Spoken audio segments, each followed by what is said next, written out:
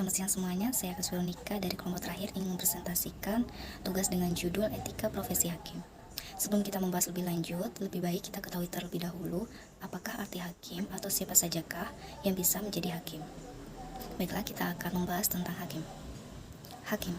Hakim adalah pejabat atau seseorang yang berprofesi di suatu bidang yang ia tekuni dengan menempuh suatu pendidikan tertentu.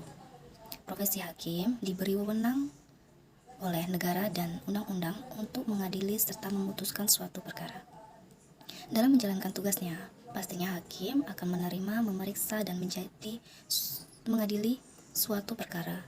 Yang istimewa dari profesi hakim ialah memiliki kebebasan untuk membuat keputusannya terlepas dari pengaruh pemerintah ataupun pengaruh-pengaruh yang lain.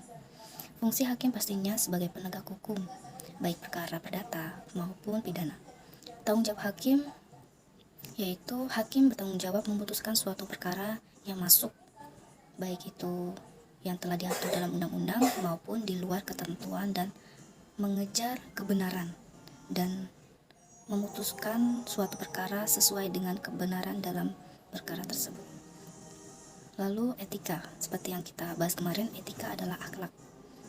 Lalu di sini ada profesi. Profesi itu suatu pekerjaan yang ditempuh dengan suatu pendidikan.